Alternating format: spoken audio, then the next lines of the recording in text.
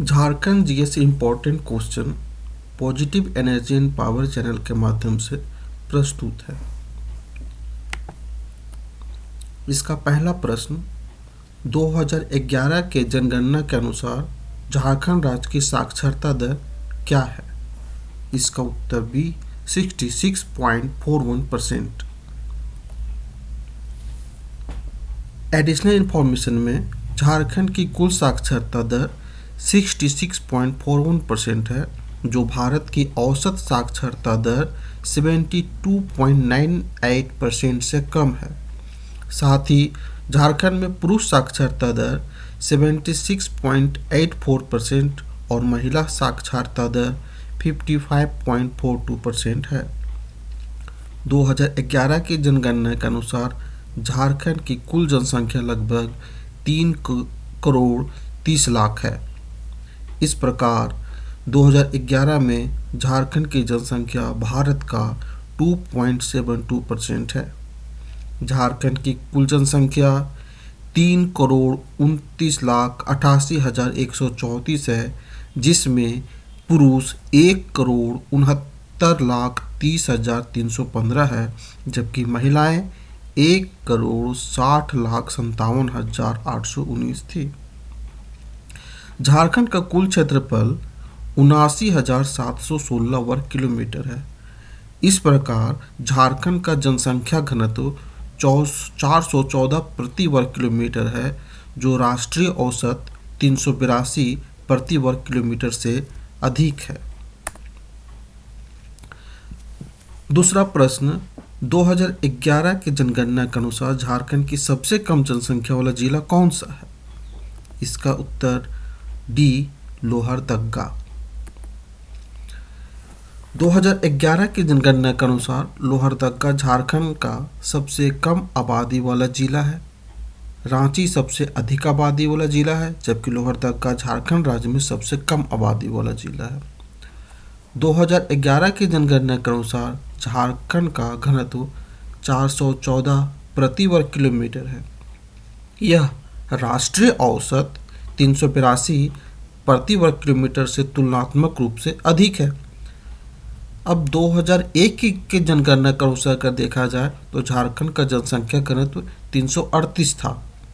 झारखंड राज्य का लिंगानुपात 943 की तुलना में लगभग अभी वर्तमान 2011 जनगणना के अनुसार 948 है, जो भारत का राष्ट्रीय औसत भी है। झारखंड में साक्षरता दर में वृद्धि देखी गई है और 2011 की जनसंख्या के अनुसार यह 67.63% है। उसमें से पुरुष साक्षरता 78.45% है, जबकि महिला साक्षरता 56.21% है। झारखंड का कुल क्षेत्रफल 79,716 वर्ग किलोमीटर है। अगला प्रश्न जादोपटिया झारखंड राज्य में लोकप्रिय क्या का एक रूप है? तो उत्तर इसका चित्रकला है। जादोपटिया चित्रकला एक रूप है जो झारखंड राज्य में लोकप्रिय है। संथाल जनजातियों की जादूपटुआ चित्रकला लंबवत पटचित्र है, जो पहले के दिनों में कपड़े पर प्रदर्शित की जाती थी, लेकिन बाद में ये चित्रकला कागजों पर की गई। पटचित्र कागज की चादरों से बने होते थे, जिन्हें या तो एक साथ चिपकाया जाता था या एक साथ सिल दिया जाता था, और कागज को नुकसान से बचाने के लिए पुराने कपड़े या कैलिको के टुकड़े को पटचित्र के अंत में सिल दिया जाता था। चित्रों में कहानियों को क्षैतिज पट्टी द्वारा विभाजित पट्टिका में सरल स्पष्ट छवियों की एक श्रृंखला में दर्शाया गया है। संथाल परगना में जादूपटुआ द्वारा बनाए गए पटचित्र के 7 विषय हैं। पहला, मौत के साम्राज्य में जीवन। दूसरा, संथाल परंपरा में संरक्षित के रूप में संथालों के निर्माण की कहानी। तीसरा, वह जात्रासी का संथाल पर्व। चौथा, नृत्य के लिए संथालों की सामूहिक सभा। पांचवा, संताल कुल की पहचान। अगला, एक बाघ या तेंदुआ अक्सर मानव सवार के साथ, और अंत में ग्वालिन के साथ है कृष्ण का रोमांच। झारखंड के अन्य लोक चित्र पैटकर, जादव पटिया चित्रकला, सोहराय कला, कोहवर कला, गंजू कला, कुर्मी कला, मुंडा कला, तुरी कला, घाटवाल कला। अगला प्रश्न है, कोरकर भूमि को जाना जाता है। इसका उत्तर हुआ उपरोक्त सभी। बाबला खानवत, जलसाजन, अरियत, इन तीनों को झारखंड भूमि, कोरकर भूमि को जाना जाता है इस नाम से। छोटानागपुर काश्तकारी अधिनियम CNT एक्ट झारखंड की आदिवासी आबादी के लिए एक महत्वपूर्ण अधिनियम है। यह अधिनियम 11 नवंबर 1908 को लागू हुआ। यह पहली बार कलकत्ता राजपत्र में प्रकाशित हुआ था। इसे 29 अक्टूबर 1908 को गवर्नर जनरल की स्वीकृति प्राप्त हुई। यह आदिवासी भूमि को गैर आदिवासियों को हस्तांतरित करने पर रोक लगाता है और सामुदायिक स्वामित्व की रक्षा करता है। यह अधिनियम भारतीय संविधान की 9वीं अनुसूची में सूचीबद्ध है, इसलिए यह न्यायिक समीक्षा से बाहर है। यह अधिनियम कई नगर पालिकाओं और अधिसूचित क्षेत्र समितियों के अंतर्गत आने वाले क्षेत्रों सहित उत्तरी छोटानागपुर, दक्षिणी छोटानागपुर और पलामू संभागों में लागू है। धारा 3 का क्लॉज 13 के अनुसार कोरकर का अर्थ स्थानीय रूप से किसी भी नाम से जाना जाता है, जैसे बाबला खानवत, जल साजन या अरियत, जिसे कृत्रिम रूप से समतल किया गया है या मुख्य रूप से चावल की खेती के लिए तटबद्ध किया गया है। अगला प्रश्न, 1910 ईस्वी में प्रकाशित संथाल परगना जिला गजेटियर के लेखक कौन हैं? इसका उत्तर है बी, LSSO मैली। LSSO मैली 1910 में प्रकाशित संथाल परगना जिला गजेटियर के लेखक थे।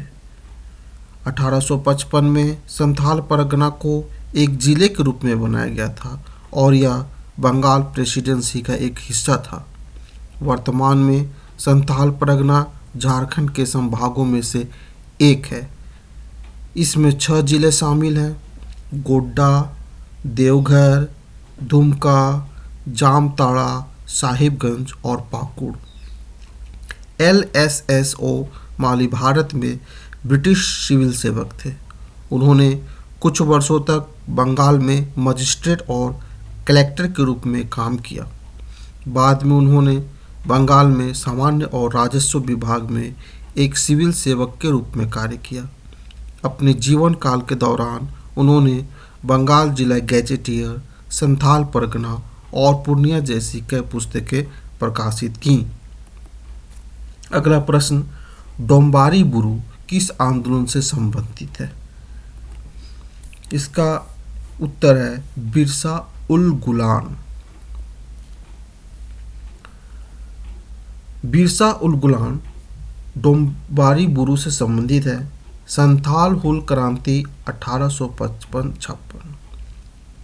यह विद्रोह संथाल आदिवासियों और निचली जाति के किसानों द्वारा शोषक उच्च जाति के जमींदारों, महाजनों, दारोगाओं, व्यापारियों और ईस्ट इंडिया कंपनी के तत्कालीन बंगाल प्रेसिडेंसी के शाही बलों के खिलाफ लड़ा गया था।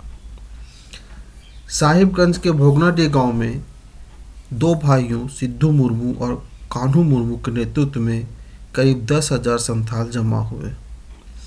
उन्होंने अपने क्षेत्र को एक संप्रभु राज्य घोषित किया और किसी भी तरह के उत्पीड़न और अन्याय के खिलाफ जवाबी कार्रवाई करने का संकल्प लिया।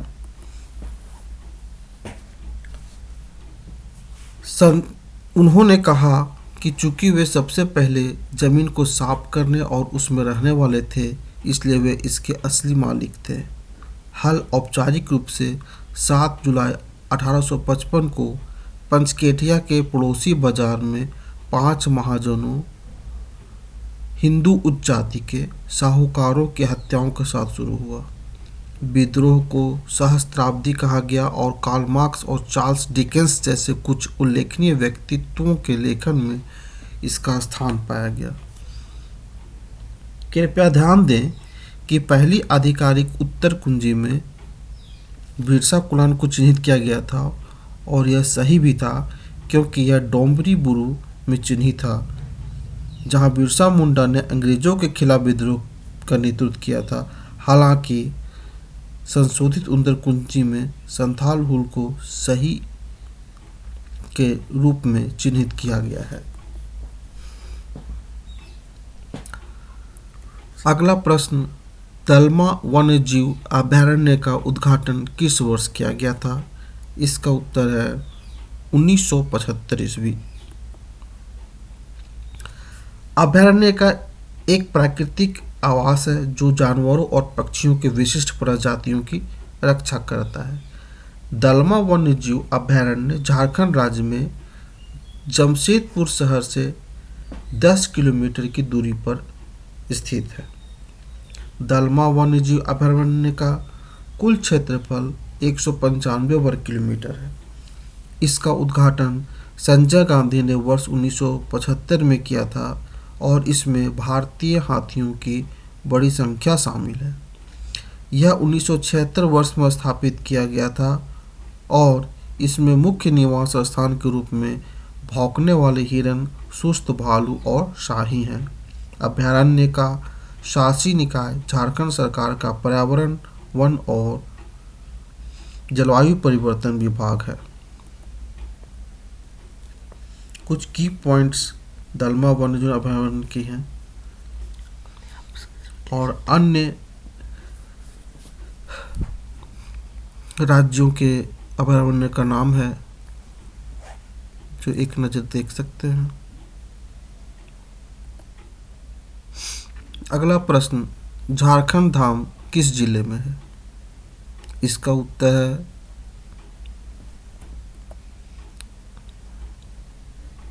गिरिडीह।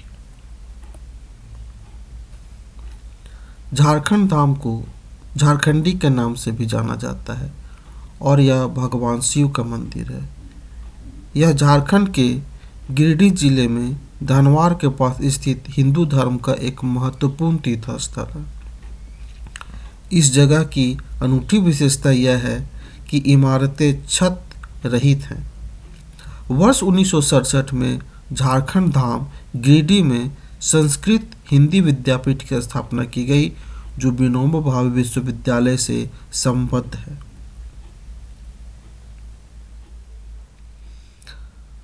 ये झारखंड धाम की छवि का चित्र है और कुछ की पॉइंट है।